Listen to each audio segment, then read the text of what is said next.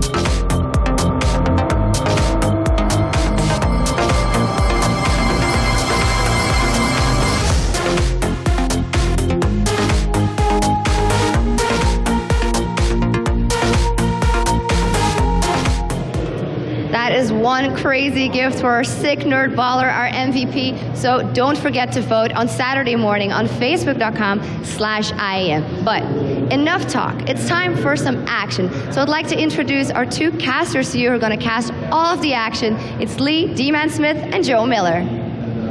Thanks a lot, Shocks. A great day we had yesterday here, Demon. Today, though, I think it's going to be even better. Some fantastic matches up today. Of course, SK Telecom T1 versus CJ Entus Frost, the very first place. You know, we have 2 people in this group, Evil Geniuses and Frost. They both finished 3rd in the Season 2 World Finals. What are they going to do in this? Can they even qualify? We saw the Season 1 champions going out yesterday. It's a massive, devastating loss for Fnatic, I think. Yeah, they only managed to pick up that 1 win against Pain Gaming, the team from Brazil, who actually beat Millennium along the way. Millennium, anyway, went through. Bit of a crazy day, and I guess that today is going to be just as crazy as well. As we said, first game coming up is going to be SK Telecom T1 versus CJ Entus Frost. We'll be back in just a few moments, but first of all, to guide you through the start and the picks and bans, is our analyst desk with Jarrett Kale. Welcome to the League of Legends Analyst Desk. I'm the host, Jarrett Kale, and with me are our 2 expert analysts, Panky and Quickshot. Good morning, Europe. Good late night, North America. And I don't know what time it is in Asia right now.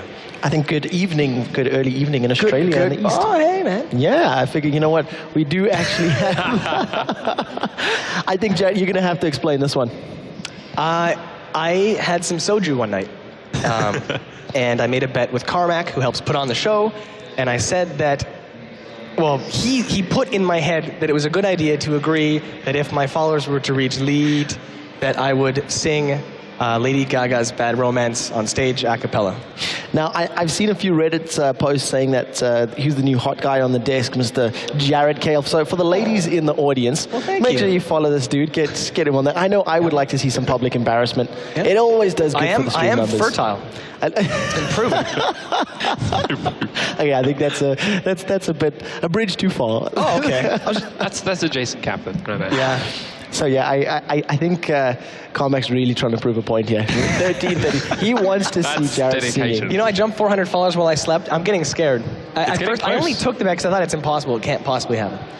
That's kind of what impossible means. But now I'm kind of getting scared a little bit. I don't sing, and even if I did, I have a bit of a cold. And well, you know what? It's not about singing well. It's just the fact that you get up on the stage and get it done. That's mortifying embarrassment. That's pretty much what we're looking and for. And lifelong regret. That's what Carmack's World about. Finals crowd, yeah. Yeah. It's okay. There'll be probably 300,000 people on stream. Around about. Listening to you destroy a Lady Gaga song. Yeah. You haven't seen me dance. You just wait, man. It's not going to happen. It's all right. So shall we carry on with the day? We'll carry on with the day. I don't think it's going anywhere. If you don't know what Raid Call is, it's this cool program for communicating, and now it's a new primary sponsor of the Intel Extreme Masters. I have a new job. We have a Raid Call channel that you can join us in and chat and talk voice and do cool stuff. We're in the channel too. You can ask questions to us there. The channel is 1997. Join us there. You can also every day vote for the match of the day in the Raid Call channel. So after you watch all the matches today, go there, vote for the best one. And we're going to find somewhere more permanent. Twitter, if you're going to talk about the games on Twitter, #IEM. Go to facebook.com. On the last day, an hour before the final, we're going to have voting for the MVP of the tournament. We just saw that video of that really cool. I want one of those monitors. Yeah, I wouldn't mind one. Yeah. They're really, really cool. Yeah. I asked for one, and they said no. Maybe if you sing, the winner will feel humbled and In order to get one, you need to be the sick nerd baller. I know. Unless you actually come here and bring everything you've got, you ain't going to get that monitor. I'm the sickest fictional nerd baller of all time. That's true. It is? The true story. Jeremy all the way. Yeah. That's it. Also, lastly, youtube.com/ESLTV to catch highlights and stuff after the fact. Now, onto our game. First game of the day. 2 Korean teams, both monsters. CJ Entus Frost here because they finished 3rd in Katowice, losing to Gambit Gaming, who just stomped everybody yesterday. And their opponent, SK Telecom T1, very famous Brood War team. I've been following this team for years and years and years. It was very exciting when they finally picked up a league squad. Yes, it was. It was very exciting. And this is our first clash today. So what are we going to see? We're going to see a huge game. SKT1 won IEM Cologne. That's how they secured their spot here. They took out teams like IEM, who are also in this group. They've got some big names in there. Obviously, Reaper is the one that everyone knows. He came from Blaze. He came from what is now CJ Entus Blaze, or Zubi Blaze, is now over there. And formed the team around him. He's built up the roster he wanted. We had a couple of name changes, but ultimately it's still the same team that won IEM Cologne. And they've been training ever since. I mean, they've had a couple of results. They played against Frost themselves in the IEM Katowice qualifiers. Frost unfortunately won there. They beat them out, but Frost have played a lot since. SK are going to play a lot since, and they're going to have had a bit of research, had some more knowledge to go with, and of course they watched all the games yesterday, had a bit of a background on that one. So, going to be a big clash, especially to get us started for the rest of the day, but then you've got teams like Evil Geniuses, MYM, SK with Ocelot down there in the crowd. It's going to be a loud day. I can't wait to see his scarf today. He said he had something special. So I don't know whether it's a special design on it or a special color or something. But well, I've got a bet with him about the scarves, actually.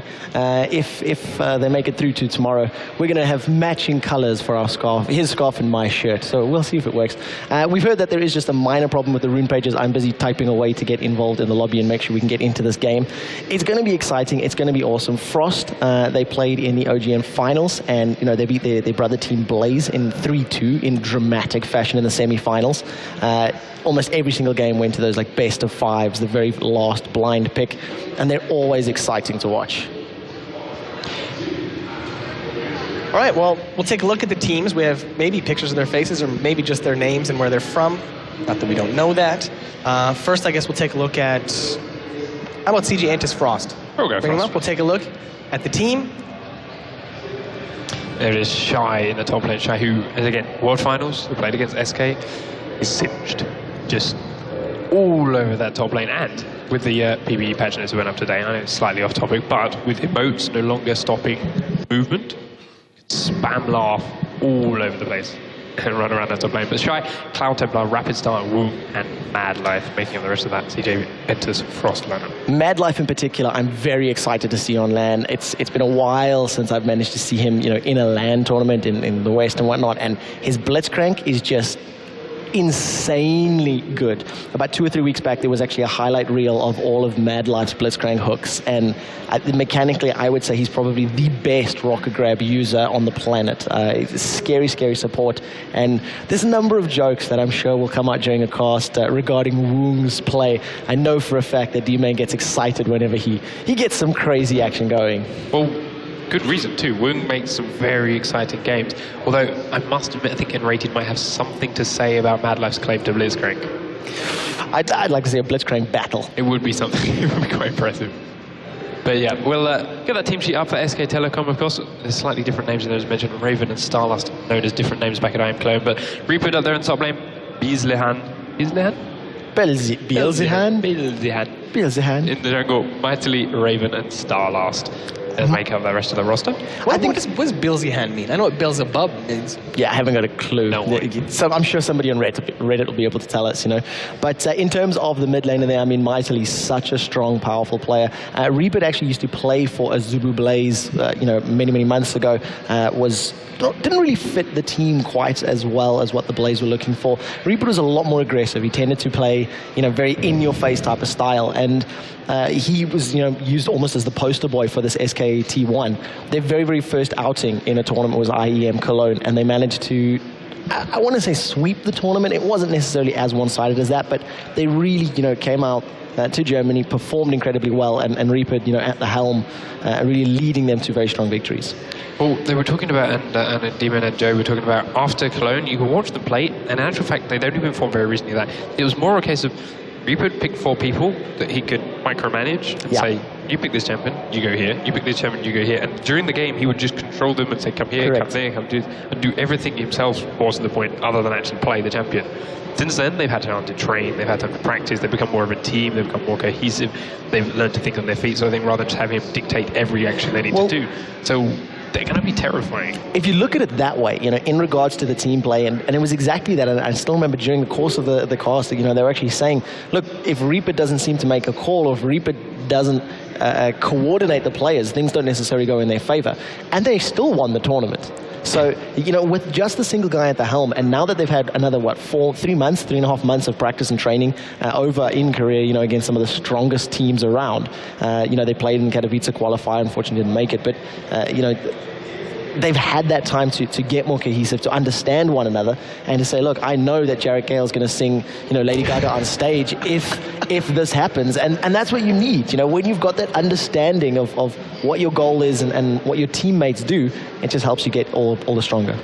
Exactly, and of course we mentioned it briefly yesterday, they have that revenge factor going here. As we said, Frost knocked them out of the Katowice qualifiers and they couldn't even go on to win it. Game getting in the way. SK are going to come back, prove the fact that they can still beat this team. That was just a minor setback. Yeah, well, without a doubt, this game will be incredible. Both of these teams, CJ Entus and SK Telecom T1, these are old school pro gaming houses. They've been around in Korea for probably 8 years at least, maybe 10. 2004, I Their think. training environment is very structured, very rigid. These guys are no joke at all.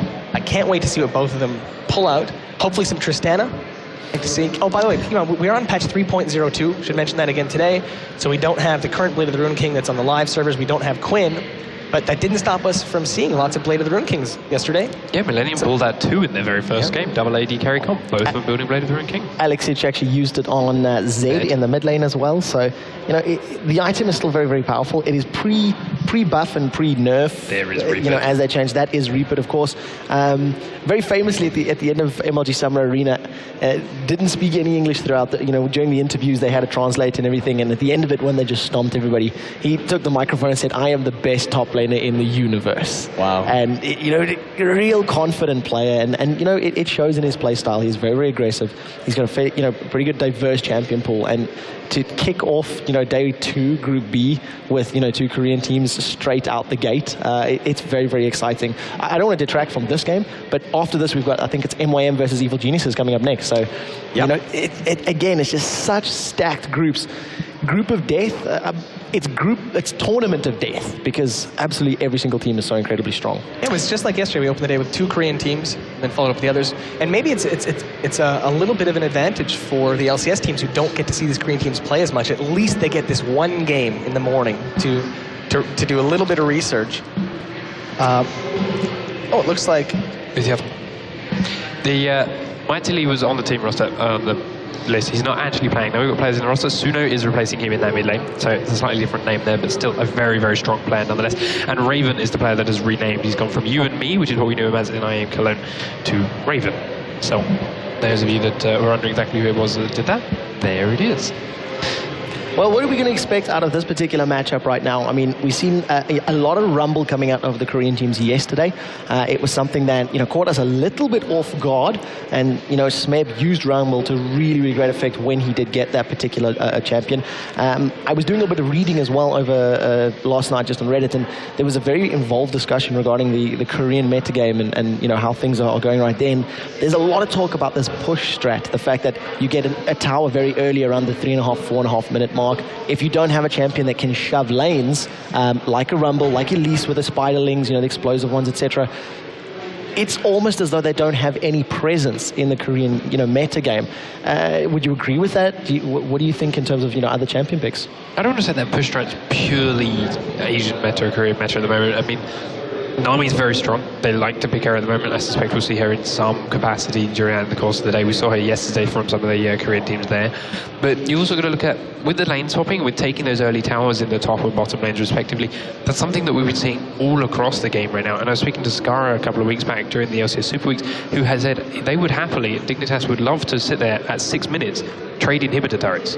If a team will let them do and they won't chicken out and push all the way up those lanes, take down an inhibitor turret at 6 minutes and then back off. A lot of inexperienced teams, once you've done that, suddenly don't know what to do. Hang on a minute, there's nothing in a bottom lane. It's a lot of map control that's gone, and you can take advantage of that if you play it correctly. So with those early pushes, it's just a question of how far these two are going to go. If we even see a lane swap, well, I mean, we're going to see 90% sure we're going to see a Shen. He is huge still in every form of the game, banned or picked. We'll have to wait and see.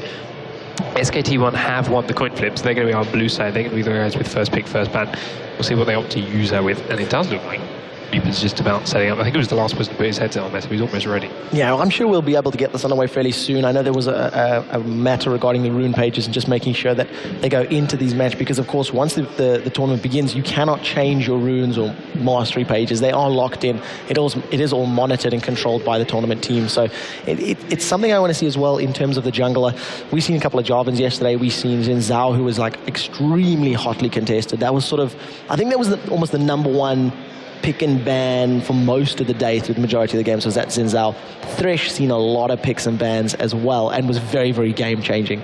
And I just want to see Thresh because it's an exciting champion to watch. He's a tie kit. We even saw a Nami ban. Yeah. Took us by surprise. And a Nami then play. we saw some of her power. Yeah, and exactly. we revealed some of her power, because I know that she's not a very popular character in North America and Europe, but I've heard she's gained some popularity in Korea, and I think we saw why. Her ability to, even when her ult doesn't connect, the way she can zone a fight and zone half the team out of the fight was really cool, actually. She completely turned around 2 team fights. Yeah, the complete zone control that tidal wave offers you is so massive. It's an entire lane wide, effectively. It travels for, I think, the distance of one lane. It's just absolutely huge, as I would always say. But it's going to be interesting to see how they play these games out. I want to know if a Blitzcrank ban is going to be targeted at Mad Life. It has been done time and time again in the OGN, and it would not surprise me to see that. Yeah, not at all. I mean, he's got plenty of other championship play. There's another one that he loves and that certain crap likes at the moment. Alistair. It's another very strong support that Bad Life has. He's fallen out of competitive play for a little while, but he's still very, very powerful. He was picked up in NA, super weak. Yeah, he has come back a little bit in the last couple of weeks. But I mean, compared to what he used to be, compared to how much we saw him week in, week out, it's certainly a lot less frequent. But then again, there's a lot more other option. That was really bad English. There's a lot of other options there at the moment. But, it's another choice. Yeah, it's another possibility. And if that Blitzcrank ban's there, it'd be quite exciting to see. Yeah, we'll see how this plays out. Mad Life for Thresh as well, exactly. So, the Blitzcrank, similar play style. If Blitz is banned, we'll see how that plays out. We're just waiting for one more SKT1 member to jump into this game lobby. We do want to touch on the fact that this is, of course, Group B, and the way that it's going to play out in Group 1, Gambit Gaming, of course, placed first. So they're in the semi-final. They go straight through to, the top 4 place in playoff day. The team that places second here today will face off against Millennium, who placed third. And the team that places third here today will face off against CJ Entus Blaze. So it's a pretty stacked tournament to think that on the bottom half of the playoffs you've got CJ Entus Blaze already, and on the top half you've got Gambit Gaming. Exactly. It's a terrifying thought. It's okay, so we want to get out of groups, but where do we get out? We've got to pick our spot wisely. Who do we want to play in the quarterfinals? Can we make sure it's there? Do you just want to get that top spot? I mean, everyone wants to go straight through to the semi-finals, but if that's not possible, second and third, who would you rather have, Millennium or CJ Entus Blaze? There's a possibility, of course, that we get sister team matchup straight away in the quarterfinals if Frost end up in the wrong spot. That's true. Now, do you think they would actually consider doing that? Would they go into the game and say, hey, maybe we should lose this one? There's so much on the line. $150,000. Can you turn it off? These guys are so competitive. They're so professional. Can you even turn off your total need to win? I know I can't. That button, I couldn't see it. To know that you could get top 4 if you place top in your group, I think that's what everybody's going to be aiming for, because it's a big jump in prize money, and just that security that say I placed 4th at the Intel Extreme Masters World Championships, top 4 of every single team that competed in every single country at every single event. It is a lot of prestige and a lot of honor on the line, let alone the financial gain that these players have to walk away with. It's a lot of money. Yeah. Well, I mean, I make that kind of money like every day, but for other people, that's a lot of money. For normal people, these player types. As normal folk that don't make movies, Jared. So yeah, we are going to jump into Champion Select very, very quickly. SKT1, they are on the blue side, and of course CJ Entus Frost are on the red trunks on the top right-hand corner. And don't get confused when you see the tags in-game. This is not SK with Ocelot. It is different, and I know brains are going to melt later today when we see SK versus SK. Instant Thresh ban. There we go, taken away from Mad Life. It is such a powerful champion. We saw Fat Mama with Millennium do some big plays with him earlier on yesterday. Yeah. We saw a couple of other plays. I know from the sound of things, Gambit played it off stream on the second stream too. So there was some very interesting things coming out of Edward with that champion, and we've all seen that time and time again throughout the course of LCS. Thresh Prince for a reason. But Rise and Vi have been on follow-up bans. We've only seen the Western teams ban Vi before, so this is the first time we've seen it out of the Koreans. And of course, Twisted Fate and Volibear once again removed out, and Kale right at the end. So Shen has still been left available, and you can see a number of picks actually flashing through there that definitely can be thought about. Zinzao, Shen, we've seen Ezreal for a second, Zed, Kha'Zix. Champions we've seen time and time again yesterday, and actually secured wins in Group A. Exactly, and Zed, 100% big ban rate for Zin. So far he's been left open this time around, but he's not been picked straight away by everybody. He's going for that Jarvan instead. I mean, Jarvan is still a very popular pick at the moment. We often see him alongside Taric so much when they have that lane swap, when it's a 3v1, 3-minute dive. Very, very easy to execute. But that's become more and more predictable. It's easier to counter now. People are starting to reward better for it. People are expecting it. Not quite as effective as it used to be, in the sense that you don't get the kill every time. People are still pushing the tower down, but everyone's expecting it to come, and they're backing off long before it happens. Well, take a look at this. You've got Rumble and, of course, Shen taking a look there in the for CJ Entus Frost. Rumble, we talked about at the very beginning, it was a champion that the Koreans really like to use, and we've seen a lot of. We still haven't seen a Zinzao being locked in for them, so might be locked in. But Twitch, I think this is going to be the first rat of Intel Extreme Masters World Champs. First that we've seen. I'm not sure about us. And the first to Carly too. Yeah. This is a very interesting comp coming out of SKT1. I'm liking it so far. I'm actually surprised we didn't see it. Yeah, that's a really strong combo. You're going to have, obviously, Jarvan locking someone squishy in his ult, but if he can get it right. Akali can then leap in over the wall, locking herself there. Very hard to get CC on her while she's in there. Very hard to plant a pink ward in there while she's in there. She's got a shroud down the stealth. So she can do a lot of damage to that squishy target without being interrupted by members of Frost. The taunt from Shen's possible. He could get over and join him, but all the while you've got Twitch with his spray and pray firing straight across both from outside of that, doing a massive amount of AoE damage to everyone on Frost coming close. And like the further the game goes on, Twitch is just going to get stronger and stronger. I want to see if this Malzahar does get locked in. I don't think it will, but you know, a number of different picks. I want to also know if they're going to give Reaper Akali up in that top lane, because Rumble versus Akali is going to be a very difficult matchup for Akali in the early levels of that game. That Flame Split is going to be able to hit her through the Shroud. It's going to deal a lot of damage, and until she actually gets that ultimate of hers, she's not going to be as mobile and have the same level of burst. In the end, it is going to be a Sona and Misfortune pick, and Misfortune, again, we've seen, I mean, bans yesterday. How many bans did we see on, you know, MF yesterday? I mean, we saw him against Yellow Star, we saw him in a couple of early games. If you're going to ban it against anyone from the Korean scene right now, Wim would be my pick. Like, we've seen him do some crazy things with that Misfortune, destroying bottom lanes, double kills, triple kills, coming through later on. It's a big fundamental part of the way Frost have played their game. They're one of the teams that helped us coin or Monte Cristo coined the phrase Curse of the Sad Bullet Time, using that Misfortune ultimate with the Amumu combo to tremendous effect and making it quite so feared out in the Asian scene. On top of which, she has the hottest skin in the whole game. Mafia Misfortune. Which my girlfriend's going to cosplay. I was going to say. Biased on that one. I'm just looking at these last two picks from SKT1. I don't want to comment on them until they're locked, but they... No, I was hoping. I was going to say, I see something fishy going on. So, it looks like it's going to be Jarvan in the jungle. I'd put... Lux can't really... Yeah, she'll have to go in the mid lane. She's not really going to go up in that top, which would put Kali against Rumble. I wouldn't be surprised to see somewhat of a tanky build coming out of Kali. Something that we've seen Wicked doing, you know, in the first couple of weeks of LCS. Building some HP, building some resistances, and some ability power on the side of it, you know. So we'll see how they decide to itemize and optimize. It does look like at the moment we're being proved wrong, because Lux is currently sitting in the top lane, but the very last pick, Kha'Zix, hyper-aggressive, going to go for those kills, going to go for those resets. Bruiser Lux. Not sure Reaper's going to go for that, but yeah, he has got that Kali, so as you said, going up against Shy, going up against that Rumble, it's a fairly confident move. It's not the easiest thing to get to work, because as you say, just turn those flames to front, fire the harpoons into the Shroud, and she's just stuck in there. So the stealth's not as effective as it could be. But I mean, with some help from Jungler, with some help from Jarvan early on, she should get to that 6 soon, and then she should be okay. And she can roam a lot too. Yeah, the thing about that lane as well, it all depends on those very, very early trades. If Akali gets damage off, you know, in the very first couple of levels, Rumble's not going to have the same burst that Akali offers. So there's always going to be that threat of Akali just being able to kill her. So it looks like it's going to be an exciting game and a couple of new picks that we haven't seen.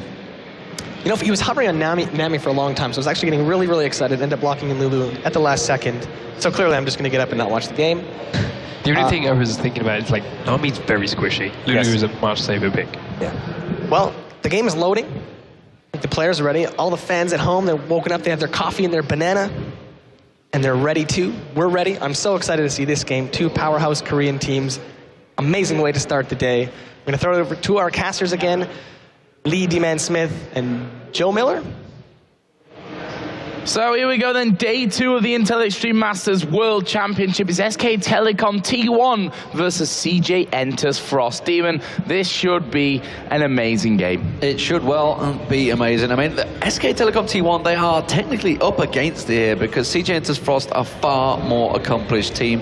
Of course, Reaper there was the man leading his team to victory in the Intel Extreme Masters in Cologne. But, well, CJ Entus Frost, they have an all-star lineup, and they have got, honestly, just the picks they wanted. Cloud Templar, probably one of the best junglers in the world. Shy, I think actually is the best top laner in the world. I'm trying to think, maybe Stanley would probably rival him in that top lane. That's about the only people I can think of. There is a lot of top laners out there, but everybody calls Shy. Even Mac Noon says, you know, it's scary playing against Shy in that top lane. Rapid Star in the middle. He's got Kha'Zix against Suno. Suno, the new player for SK Telecom T1. Don't know exactly how much they've practiced together, honestly. You know, the fact that he stepped into this lineup. Starlast and Raven down the bottom. Well, Twitch has been pretty popular. We've seen him in the North American and the European scene lately, and obviously the Korean scene have used him fairly heavily as well in the OGN tournaments. Jarvan in there, some pretty good picks overall. Misfortune is obviously a staple diet, I think, of Korea, has been for the last probably 2 or 3 months since the Curse of the Sad Bullet Time combo came about, and obviously Misfortunes rose to power, and you can see him there. It looks like it's going to be a lane swap around as well, Joe. I think it's going to be CJ Entus Frost that's starting off on that top lane. Of course, their sister team, Blaze, are in second place in the groups yesterday, so they obviously want to make sure they don't face them. You know, they don't want to get third in the group to face their sister team and knock one of them out. They're going to be looking to try and top this group out, and honestly, you've got to say possibly they are probably the favourites for the group. I know you've got them down as favourites for the tournament. Yeah, actually I did. I think they're just so very strong right now, and yes, we've got some big powerhouse teams in this group as well. I mean, SK Telecom, we just talked about their new mid lane player Suno, but I'm not sure how he's really going to react to something. We can see already in the middle lane, Rapid Star and Reaper going head to head. Obviously that change has come in, so they didn't want to have Lux going up against that Kha'Zix. In the top lane there, Wound getting very low. Yeah, and it's in a very clever move as well, because Akali actually is a pretty strong counter to Rapid Star's Kha'Zix. It's not so much a straight counter. They're going for Woong, though. He's going to go down. One more shot will be enough. They could get a second on Mad Life. Just like that. That is how quick that expunge can take someone down, and Woong made the Woong move. That won't be the first or the last one of the day, that's for sure. But yeah, we can see in the top lane, I mean, that's the perfect start for them. The Rat getting that first blood in there. Dangerous stuff already for CJ Entus Frost. We can see that. The Jarvan coming up to help. And that is going to be the start they're looking for. You're taking away those golems, but Jarvan needs to be careful there on that top side. He's going to have Woong and Mad Life coming in onto him. This could be a false move as he actually flashes away. He's going to actually go back in. Meanwhile, in the mid lane, it's going to be both going down. Rapid Star and, well, Reaper taking each other down. It's a pretty much close battle. The thing is, once one engages, they're kind of both really strong burst damage, and you never really can quite tell, am I winning this fight? Suddenly another person puts their burst down. It's like, well, no, I'm not winning this fight. It's going to be an equal trade. So both using the ignites as well in that mid lane. Yeah, really going head to head in this one. Great game to kick us off. 3 kills already. And why I wanted to my point about Suno, if I can ever get to it, because there's action all over the place in this one already, that when SK Telecom came to Cologne, they were actually a new team formed. I think they were formed like 3 days before they actually came to Cologne. So, you know, they showed that they can still win tournaments in that situation. So we are going to see Mad Life going low again. Twitch going to get in there. The Expunge doing a lot of damage to Mad Life. Can't quite get in there for the finisher, but again, they're going to bring this Sona low. Raven putting some great pressure on them there. Actually, you know, it was CJ Entus Frost were going aggressive, but Raven just turned that straight away and put the pressure back down on Mad Life. And of course, Sona doesn't start off with a great deal of hit points and is going to have to try and chug through those health pots. We see the jungler making a return. Beelzebub in that mid lane. Beelzebub, Beelzehan. He's the devil. He has got Cloud Templar, though, alongside, so I think it's going to be a double jungler. Possible invade. There goes Rapid Star. He goes aggressive on towards Reaper. Here comes Cloud Templar. Gets the storm straight across him. Shadow Dash. Reaper's going to show himself in a moment. Can they follow this one up? No, they're not. And I think they realize that potentially there is a threat nearby. The red buff actually just ran out on Cloud Templar, so he didn't get the slowdown on Reaper. He gets another Shadow Dash, but there's Rapid Star immediately getting engaged on. He's going to turn. Beelzehan now coming on towards Cloud Templar, putting the damage back down. Reaper trying to clear things out, and they will back out. Fortitude Potion used by Rapid Star. And close stuff again here in this middle lane. And obviously we're a little bit mixed up here. That bottom lane Rumble versus Lux. We didn't really have much time to have a look at what's going on down there. Currently Rumble does have a level on the Lux. Got CS advantage as well, as we are going to see Raven coming in. Won't quite get in there before he is revealed there in the end. But it looks like we are going to be having that switch. Lulu and the Rat coming into this bottom lane. Misfortune and Sona staying in that top lane, as we are going to see Beelzehan coming in. There's a flash from Shy. Forced flash there. Still 2-1 in kills. Pretty aggressive stuff here, and it was interesting to see yesterday. There's been obviously talk of the Korean meta as well, and in the Korean scene, where, you know, whether they've managed to go a little bit stale in their meta, you know, always doing the same thing, but we're seeing here, Korean team versus a Korean team, very aggressive stuff between the two, but it's a little bit different to, obviously, what we saw yesterday. There's a number of Korean teams in this tournament, and it's good to see, you know, different players. Obviously, us covering the European LCS, we don't get to see a great deal of them unless you do get up very early in the morning to watch the Korean OGN tournaments. Obviously, the OGN Masters was the last thing, and didn't really show the power of certainly CJ Entus Frost, because they had their mixed teams in it. I don't know whether heart wasn't in it, but they just didn't put a good showing in that one. That's why I wasn't sure exactly how they'd turn up to this tournament, but it seems they have come ready and waiting to fight.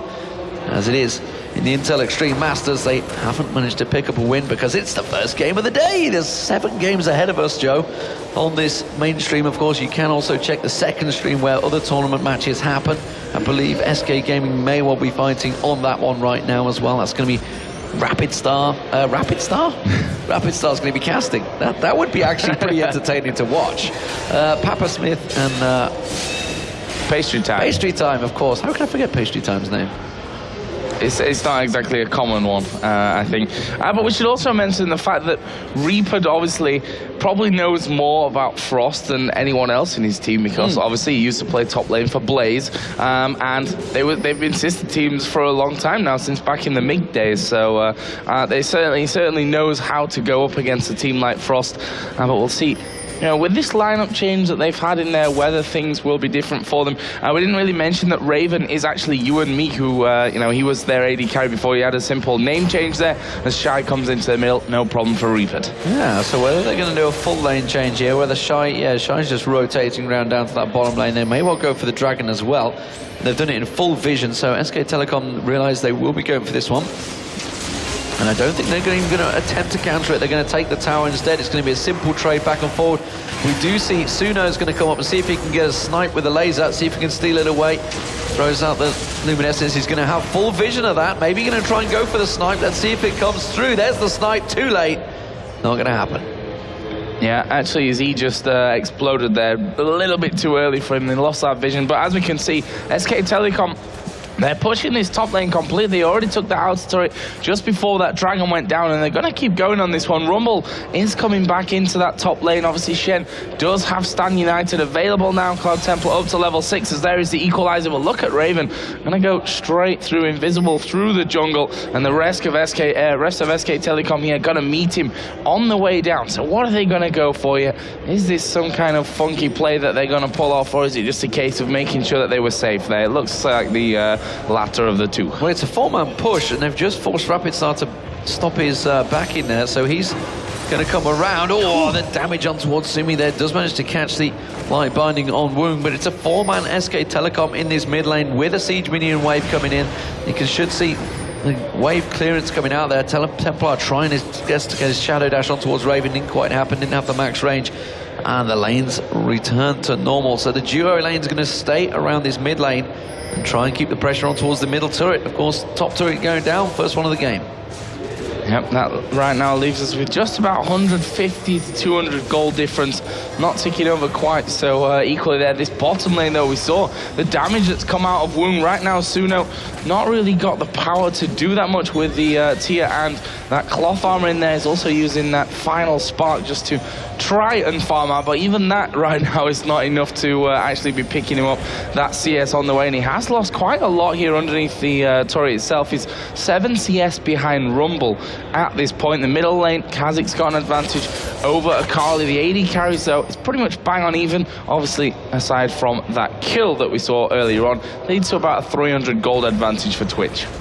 Well, 10 minutes gone in this game, definitely a slow start to the day. As we saw yesterday, it did take a while for things to get going. In fact, it was 20 minutes before we saw first blood yesterday between the two Korean teams. So that famed Korean aggression is not really there anymore, is it? It's how the game started out. But whether that's simply come about because of Season 3, or whether the changes, or whether simply the Korean team has grown up a bit and has become more farm-centric, kind of like, you know, the North American wave did. I don't know, maybe.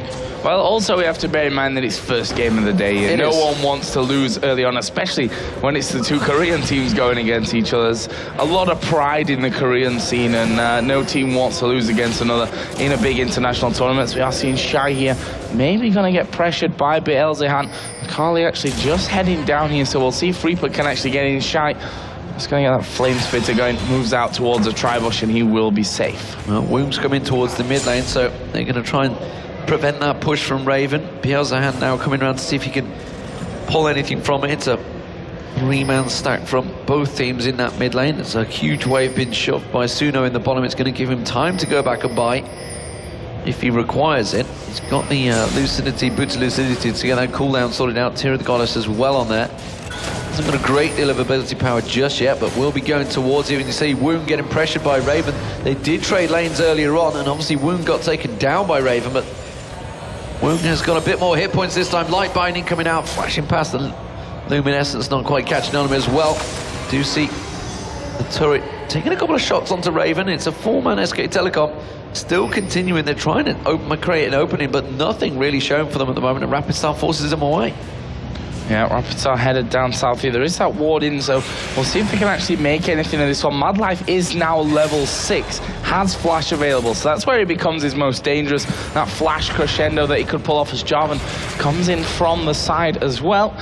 But they're not able to find anything from that. And we're seeing a few Giants belts appearing now. One with Akali, one with Jarvan. Akali got that Seeker's Arm Guard in there as well. And also the Giants belt over with Shen. Brutalizer with a tier for Kha'Zix, pretty standard stuff from him. Between the AD carries, both got a BF sword. Vamp Scepter and Doran's Blade from his Fortune. Double Doran's Blade, Longsword, and the Berserker Greaves finish though over for Twitch. Suno again trying to rotate round, realizes he's going to come towards the middle. Told him to back off straight away. The ping goes down, and it's exactly what they do. So the merry-go-round keeps swapping around. Raven and Starlast in this mid lane continue to try and push it forward. Mad Life finally flash crescendo this time on towards Raven, but immediately Wild Growth goes straight down, counters exactly the damage. And that was simply a case of Mad Life trying to create a play. Woon wasn't really quite ready to follow that up with a bullet time. Yeah, I mean, they coordinated that decently well. We saw Cloud Templar use Stan United to get into it as well. It was just not quite the position there. I don't know if SK Telecom were ready for that one, to be honest, the way that it looked. They'd already backed away. They only managed to get the warning that crescendo. The Wild Growth was used. They dealt with that threat perfectly. We're looking down in this middle lane still, because SK Telecom have 4 men there to the 3 of CJ Entus Frost. So Shy pushing this top lane out. He's going to be getting plenty of farm from that one, but this middle turret is really under pressure now. They should have it away with this wave. In fact, they will do. We are going to see Jarvan going in there as well. Rapid Star going to get caught up. Bullet time comes across. Beelzehan going low, but Mad Life will fall. It's Reaper that gets the kill. He gets exhausted, which may save them or not, as this Fortune does go down. So a 2 for 2 there in the end. Cloud Templar still coming in. We do see Shy running down the river as well. They're going to continue chasing this one. Cloud Templar is going to try and get the Taunt. There's the Equalizer going across. Can they switch to Reaper? They're split targets, and it doesn't matter because they might get both there. Raven's going to get taunted out. Surely Shy will finish him off. That's going to be a very dead, skewered rat. Slightly toasted as well. Nice little turnaround there in the end from Frost. Looks like they might fancy themselves a chance at Dragon. I mean, there's a ward come over, but they know that's Lulu there in the back. They saw Akali in that middle lane. I'm not sure they've got the damage. Got a Glitter Lance steal. Oh, yeah, I mean, that's definitely not an easy one to pull off there. The amount of damage that it does, but we'll have a look here. Now we're going to see them coming in there. A laser again, just a little bit too late. Max range, actually, that one was, but it's picked up again by Frost. They're now 1,000 gold up. So you see Rapid Star picking up the blue buff. And that middle turret, though, did go down in that exchange. So 2 turrets, or 4, but they are actually down in gold because the waves simply Shy, massively out farming Suno, or was, about 17, so slowly gaining back. Woon out farming Raven. And the mid lane, pretty close though between the mid lane, but the junglers, it's Cloud Templar again. He's been down actually in the bottom lane, and you can see he's back down there again. He's going to be split pushing. That's what he's going to be doing this whole game.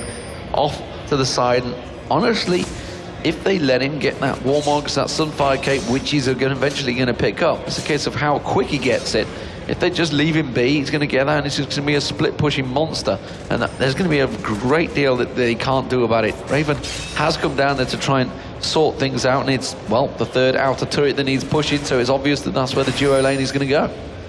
Yeah, and obviously that Shen not going to have as much farm as if it was a top lane Shen, but the thing is, he's up to 81 already. This is almost the same as what Akali's got from the single there, lane there from Reaper to Akali, actually going in for the Warmogs at the start. We can see the SK Telecom looking for turret number 3. I mean, if Frost had been challenged on these dragons here, this could be a really different story now. There's a 4-man enclosure going on towards the bottom. There's 4 members as well. Rapid Star's actually engaged on the top there with Reaper. We're not showing it on the screen, but there it is. You can just see him off the top. Reaper's health went straight down a fair chunk. Rapid Star jumps away from that one and gets topped off by Madlife, and they all return to the mid lane. Yep, nice job done there. Outer turret number 3 taken down by SK Telecom T1. They are 200 gold behind still, but as I said, if those dragons had have gone to SKT as well, this game would be in a very different standing right now. It looks like they're going to have a try at this bottom inner turret. The question is, can they actually get in there? Reaper is still in the jungle, which will cause them a few nuisances, basically make them go the long way around to this turret. They know that they can't really afford to be getting caught out. Someone like Madlife in particular would go down very quickly.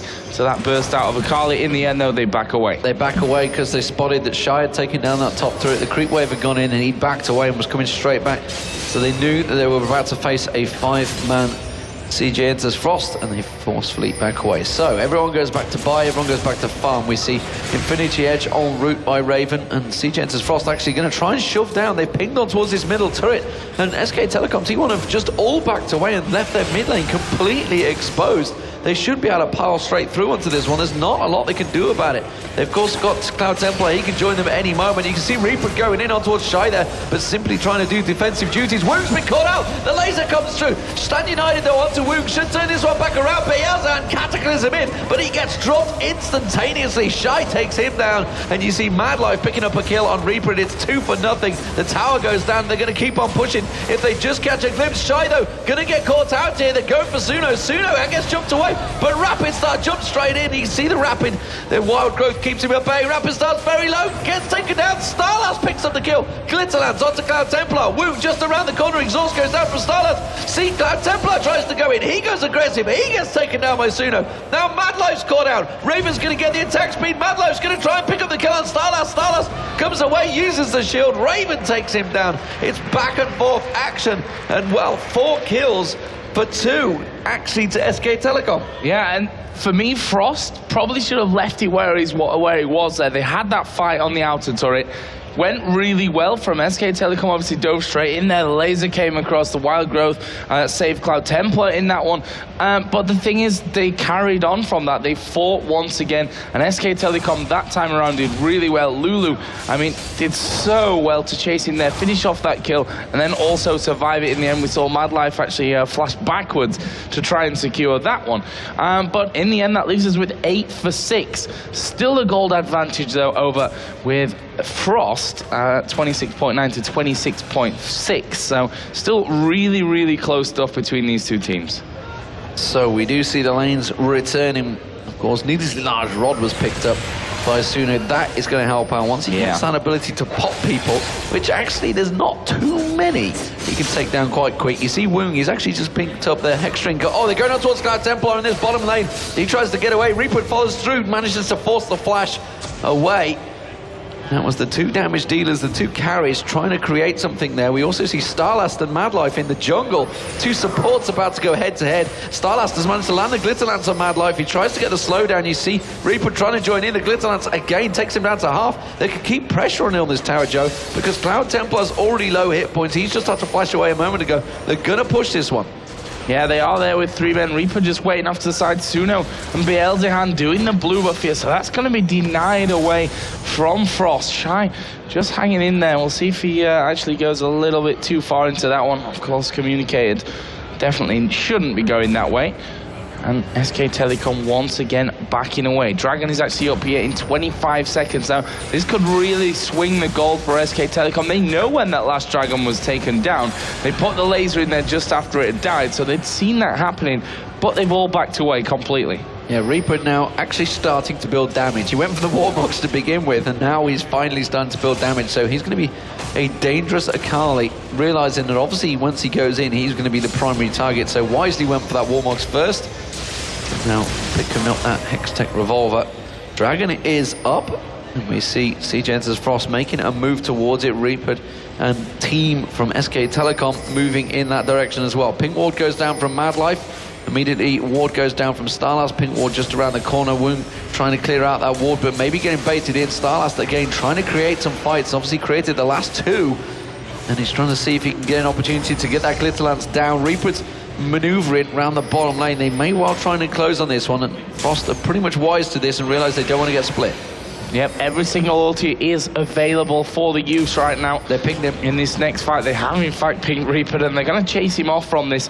No Ward down there currently, but he's going to walk straight in towards Shy here, as we are going to see Beelzebub dive right in the middle of them. Wild Growth goes down, the Crescendo will catch two of them. Bullet Time comes across the side, but Raven managing to pick up Mad Life. Misfortune going to get popped there as well. Rumble doing a good amount of damage, but Shy can't hold on. Now Cloud Templar, the one that will be focused. Suno is very low, but using that binding will manage to escape. That's a triple kill coming out of Twitch. A great fight for SKT1. A 1 for 4. That is the kind of exchange that they needed right now. Rapid Star hanging around just at the Tribush here. Reaper might catch on towards him, and he has to leap away. Reaper's going to pursue him as well. So triple kill, as you mentioned, for Raven really worked well for them. Suno just caught on perfectly onto Woong and just removed him. Everybody, this moment Woong got that light binding on him, everybody just descending on him, and he just popped instantly. They just couldn't hang around.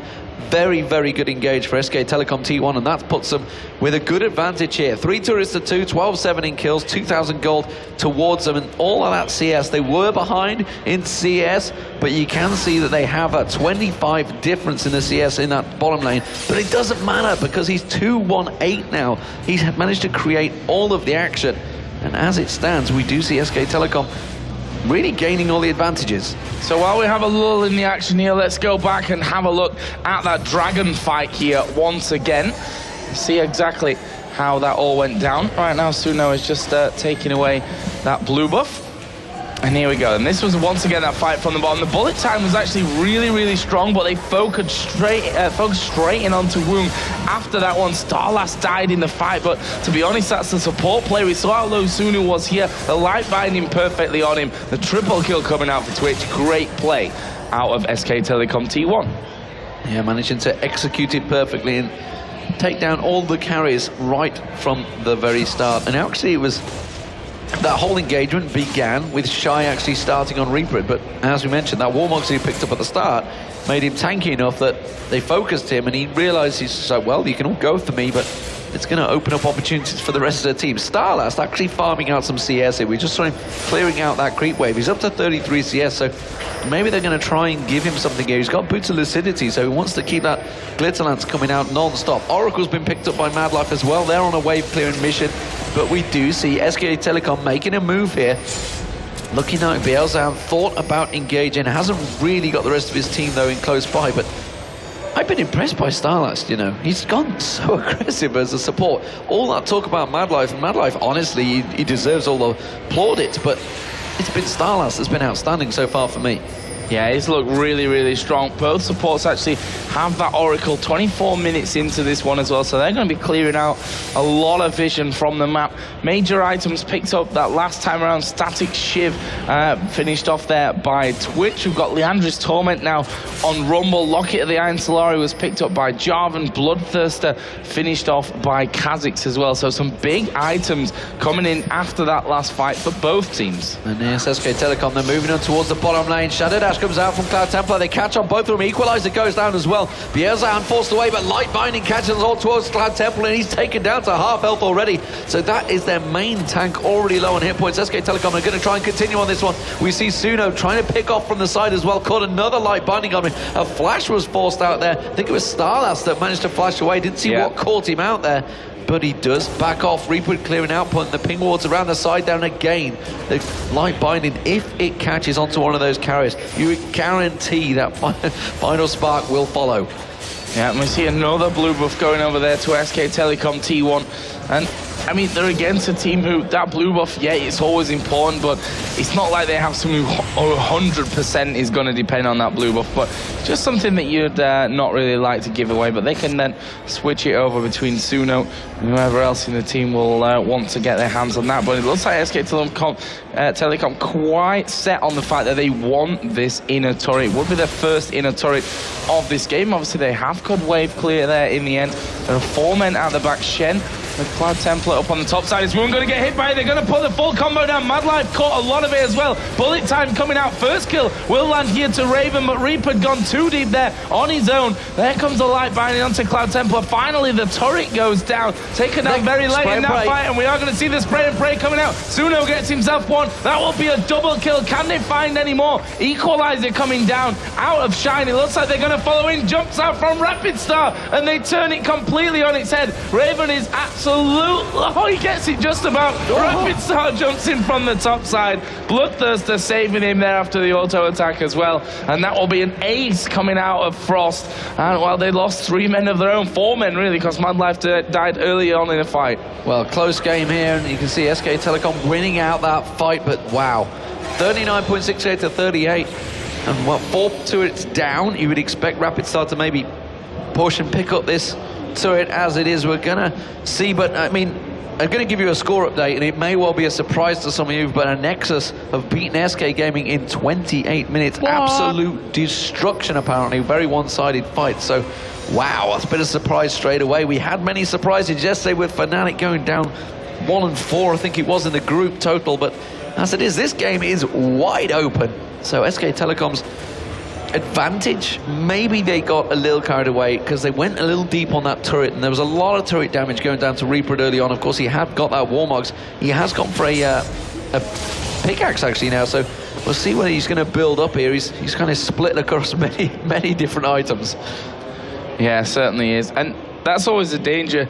When the turret's low, but obviously not dead, you almost want to focus it down, and then, but you're in a fight as well, so it was a hard one to really call, as we are going to see Rapid Star here getting hit with the full combo. Actually down to less than half HP, but they turn around, coming on towards Jarvan. Wild Growth goes down. Glitterland's coming across. Here comes Raven, forces the flash out of Cloud Templar. Raven doesn't have anything to follow up there. The spray and pray is there for him, but in the end, Frost will just run away. Yeah, they just well-timed as well. Whether that's simply a case of CJ Entus Frost realised the timing, it just became available as they all turned and ran. It was suddenly spray and praise available. Are they going to get caught?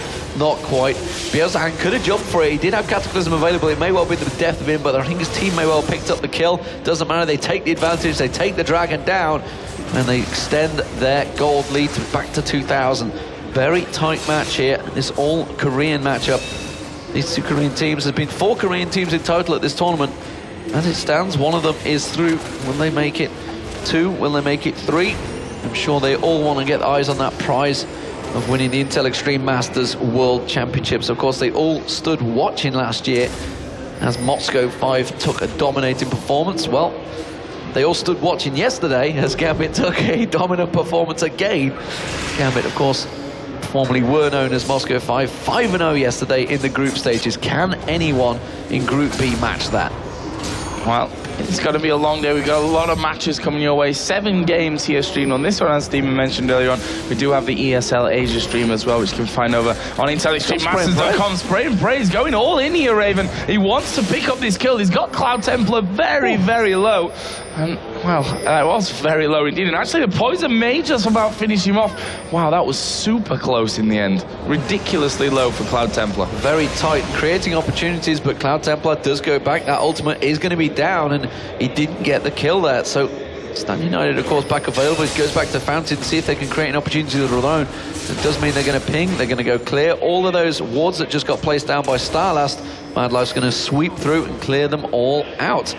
Will they be able to create anything from it? SK Telecom are grouping back up. They're going to try and see if they can get in and get any wards down themselves. Madlife expect to see something going down in the pit. No, they're just going to clear it out and back away. So, bit of a quiet time as both teams realizing this game really balancing on a knife edge. We've seen Zhonya's Hourglass finished off for Lux.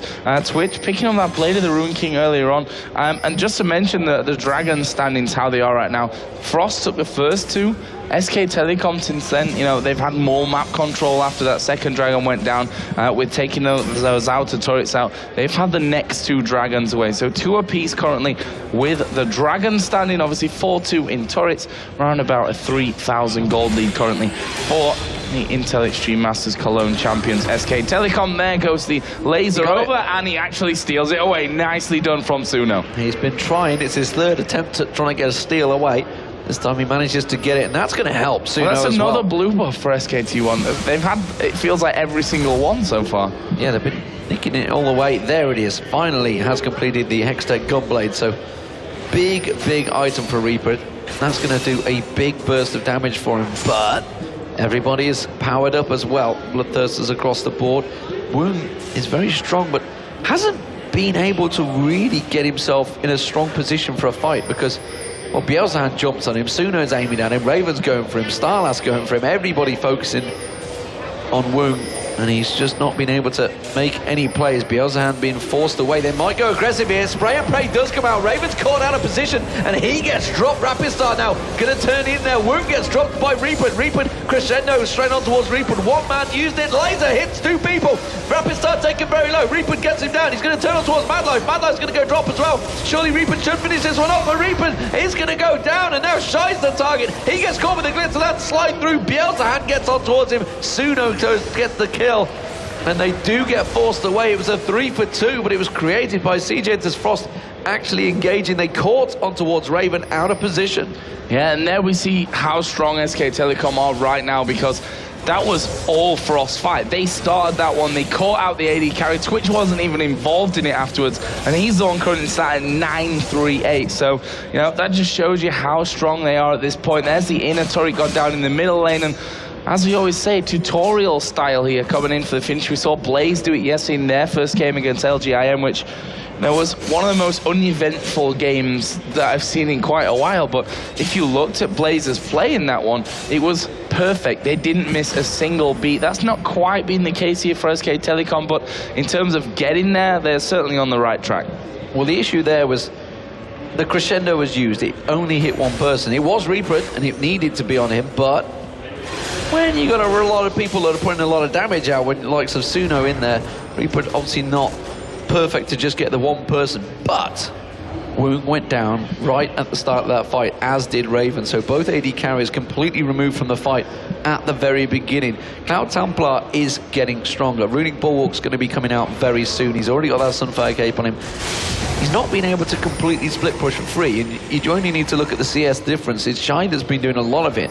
He's got the 215 CS and only 166 so far. Double wards coming out from CJ Entus Frost there, just showing a little bit of miscommunication.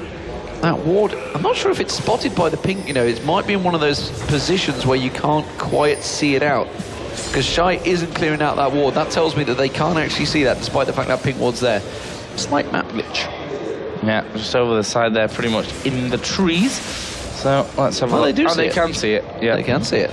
They're just not They just clearing don't it want. out. It's one of those trap positions. a trap. Yeah, you go over there and light binding, and the laser, and you're dead. That's why they're not going to go for that one. But Frost here backing away completely. They're going to try and push maybe down this middle side again, zoning SK Telecom a little bit out of this one. Finally, that pink ward is going to go down. Starlass just going off there in towards that brush as we are going to see Jarvan going in. He's going to get that Cataclysm down. The laser comes in. Equalizer and Crescendo, but Frost are melting inside of that big ulti trap there. Cloud Templar and Shy, the only 2 men left alive. Not sure that Shy's going to get away with this. He's very low. Cloud Templar is the focus for Reaper, Starlass and Raven. Actually, Shy has managed to take down Beelzean, but they've got Reaper focusing in onto Cloud Templar. He is going to die from this one, and it's actually going to be Starlass with the help of Pix to get the kill. Raven is chasing in onto Shy. There is the ace from SK Telecom. They lost 2 men for it. They can have themselves a Baron now. A perfect engagement there from Bielsahan, sliding in Cataclysm, and when 3 people caught just a small funnel like that, it's perfect. Spray and pray, just hitting everyone. Suno's laser, final spark, hitting everyone, and it is going to be a Baron. Starlass needs to be careful he doesn't get caught out by that and has to shield himself up, and Reaper will be able to tank this one down. It's the Baron buff picked up for SK Telecom. They weren't going to delay and wait for Suno to spawn, and they have a pretty big creep wave in that top wave, honestly, and that's where Raven's going to go. I think he's just going to pick up the red buff. Yes, he will. It's going to steal that away from them and take away all of the buffs once again. Yeah, and that was the perfect timing as well from SK Telecom. The fight before, a load of flashes were burnt, which, you know, as a Jarvan, you're like, ooh, game on from that point, because you're going to dive straight in there. If you catch enough of them like he did there, he caught 3 of the team. They got instantly blown to pieces. Obviously, that's going to be next time around a little bit different, because those flashes will be available. You could see that Sona picked up a Shirelia's Reverie to try and counter that whole fact that they didn't have any escape, that they'd be able to run away. And then Lulu, obviously seeing that, goes, we'll pick up Shirelia's as well, so we can get straight onto you. All going to be moving at the same speed against one another. There's a Dragon taken down as well. 3rd one in a row this time around for SK Telecom T1. Of course, they have that Baron buff on as well. And I'm guessing in quite a lot, yeah, Twitch just had 2,400 gold to spend. Last Whisper, thank you very much. He is a monster right now. 15,000 gold to 9,600 for Woong. He's absolutely dominating. 11-3, 11. And as I mentioned, Woong has just been jumped on. He's not had a chance in a fight yet. Obviously, other than the flash, he's got no escape with Misfortune, which is why, obviously, some of these champions like the Corkis, the Ezreals, etc., that they have that maneuverability to get the hell out of there. And kind of this is the situation where you need it, because there's a lot of people diving for you. But Infinity Edge, Blade of the Rune King, Static Shield, Last Whisper, Hex Drinker, lots and lots of damage there from Raven. And honestly, even if Rapid Star jumped on him, he would get destroyed. That's why he's not really getting in there now, because he's just too strong. If you're going to jump on him, he's just going to turn around and own your face. As I mentioned that, Raven completely destroying with spray and pray on Woong there. That's going to be the turret going down. First inhibitor of the game. Raven is so ridiculously strong right now. You saw Woong was running away. Actually, Rapid Star going to dive in for them. There's Wild Growth coming down on Raven. He's going to rip them to pieces. Jarvan slides in. Cataclysm. Actually, the Crescendo only landed on Beelzy hand, and they're going to rip them down. Flash over the top of the wall. They're not going to care about that. There's the Zhonya's used from Shy. That's going to slow them by about a second. And SK Telecom here, they're going to finish this game. They're going to just go straight through. There's not a lot that can stop them. You can see they're going to tank up the turret. It's actually Starlast that's tanking it right now. It's going to be the shields going out. That's the Nexus turrets going down. And SK Telecom T1 cause a surprise straight away. The Intel Extreme Masters Cologne winners take down CJ Entus Frost in game 1. What a fantastic performance as well. If we were to give an MVP for that one, I mean, Raven, 13-3-13 he finished there on Twitch. 70 CS ahead of Misfortune. He had pretty much the full build that he was going for. You saw at the end there when he kind of 1v1 Woong. It was like 1 versus half. While the camera didn't actually catch the action, it was because Woong went down in a split second. It was just the damage from Twitch. We are going to go over to our analysis there, so to take us through how that developed, and wow, what a start. SK Telecom beat Frost. Thanks, Lee. SK Telecom takes the first win of the day. Started out very interesting with the Lux solo bot and interesting laning matchups. We were pretty curious. It was a fairly even match, and then SK Telecom slowly just sort of pulled away with the game. Now, was that just a matter of a better late game composition? Yeah, I mean, it was very tight all the way through, but you saw how fed Twitch got, and once he starts getting those Infinity Edges up, Static Shifts, like throughout the course of the game, he just got stronger and stronger. We saw him pop Woong there right at the end in 3 shots, or we did direct to camera on our PCs, but in seconds, he just dropped to the floor. I want to talk quickly on the Lux against Rumble. I thought it might happen during Champ Select, but because it wasn't on Reaper, I ignored it. I don't know, Reaper's kept Kali, Reaper's going to go top lane, or the lane swap they put against Rumble, but no, Suno, very impressive, switching around down in that bottom lane. I'm not sure it would have worked without the lane swap. Simply the fact you put him in that bottom lane, he puts 1 ward in the river around by Dragon, and as long as mid lane keeps the Wraith ramp warded, he's basically safe from ganks. Lux is very safe in there. The double shield, of course, coming out of the W, the snare if someone comes running straight into the lane, and she's got that lucent singularity that she can check the bushes with. You're not going to ninja gank it. Every time she's up there, she thinks something might be happening. Check the bush from a massive range. On top of that, Rumble simply couldn't get anywhere near her. As soon as Rumble goes aggressive, just lands the Q and just immediately walks away. There was absolutely nothing they could do. To be fair, the game was incredibly close. I mean, at about 25, 26 minutes in, we're going to jump into replay in a little bit, but There was 1,500 gold difference between these two teams. It was so close. They kept trading evenly in almost every single fight. 2 kills for 3 kills, 2 kills for 4 kills. We do actually have a crash on the client, so I'm not going to be able to jump into a replay for that. But every single team fight, it was literally, until 30 minutes, it was 3 kills for 4, 4 kills for 3. Really close. But once Twitch got his items, like we were saying, then all of a sudden SKT1 just went, nope, no way. Yeah. So really well played by SKT1. Yeah. I mean, as far as those fights came down, it was the perfect combo. It was Jarvan, EQ, ultimate catches 3, 4 people in his ult. And okay, they can spread out within it a little bit, but in the time it takes them to do that, it doesn't matter. You've got Lux's laser flies over the top of you, Lucent Singularity fills the whole thing in its own right, so there's burst on that, and Twitch is just spray and pray from outside of it, untouchable, over the top of everyone, and it just melts its way through people. And we saw there, the very last fight, they even got onto him. They were on top of Twitch, 4v5, sorry, 4v4, because Akali was in the top lane, just jumped on him.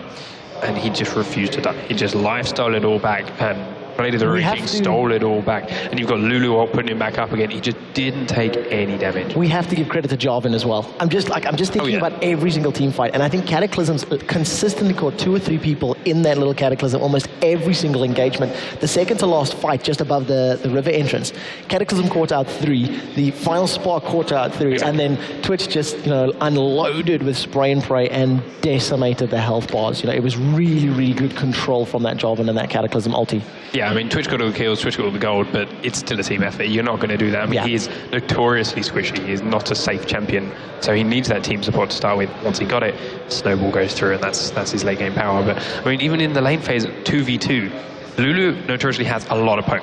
80% slow on her glitter lance too. And when you chain that with the cask coming out of Twitch, the slow is incredible. And then you've got the true damage tick, and then you've got Expunge. And as a result, Wound caught out, taken down straight away, first blood. I mean, MF is something we mentioned, is one of his better champions. Very strong early game champion, and it still just gets destroyed in that early game by that Twitch.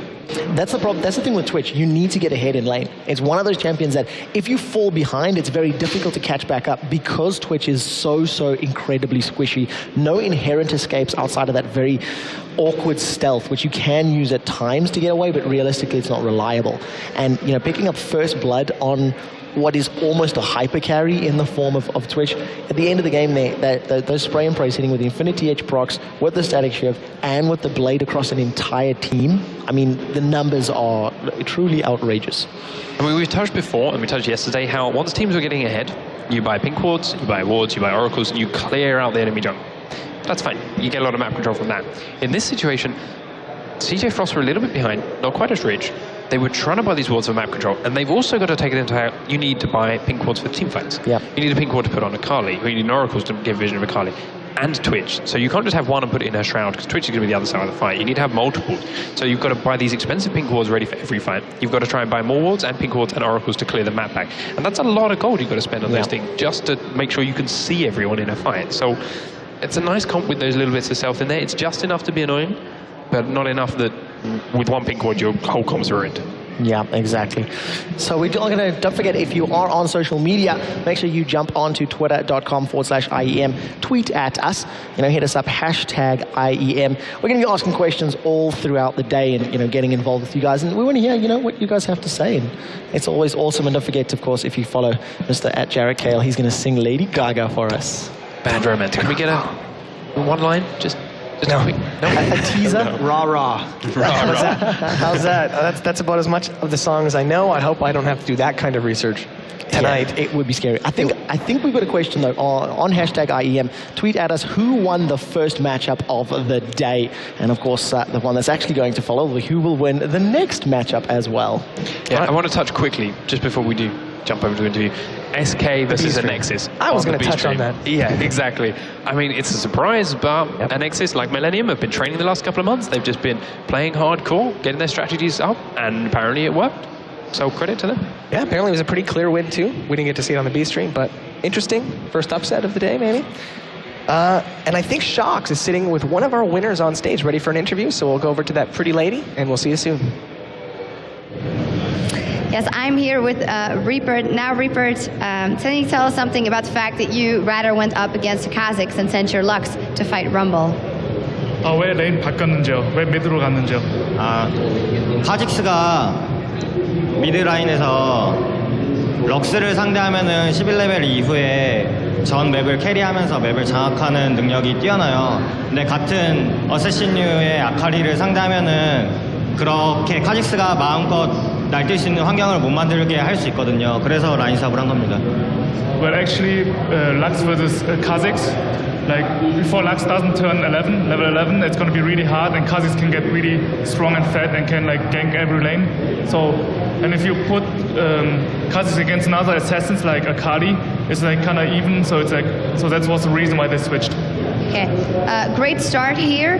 Can you tell us something about the process of forming your new team here? You haven't been around that long. You won IEM Cologne and beating a top team here.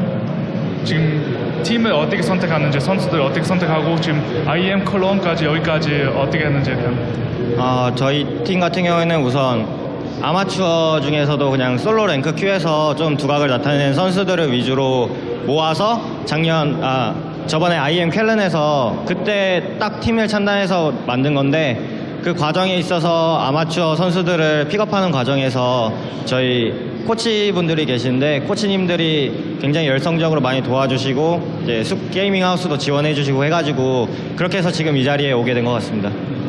Where he picked all of the players from the amateur league, like from the solo ranked, and Cologne, IEM Cologne was their first event, and from there on, I mean, SK Telecom gave them the right support. They have great coaches who support them and help them. They gave them a nice gaming facility where they can practice, and from there on, it went like they could improve more and more. This was your first match of the day, immediately won it. What are you expecting of the rest of the group and maybe of the European teams? You had time to look at them for a long time now. 지금 B조를 어떻게 생각하는지요? 만만하게 볼 팀은 없다고 생각을 하고요. 저희가 솔직히 이번에 뭐 우승을 한다거나 그런 각오로 온 건 아닌데 저희가 어디까지 통하는지 한번 실험해 보고 싶습니다. Well, in Group B, there's no team that they fear. I mean, he won't say that they're going to win the tournament or whatever. It's more like they're going to try and see how good they can do and how far they can come. Okay, thank you very much. Now it's time for a short break, but when we come back, we're going to see Evil Geniuses. They're in kind of a slump in LCS, so they're going to go for a win here, and they're going to be up against Meet Your Makers, MYM versus EG, after the break.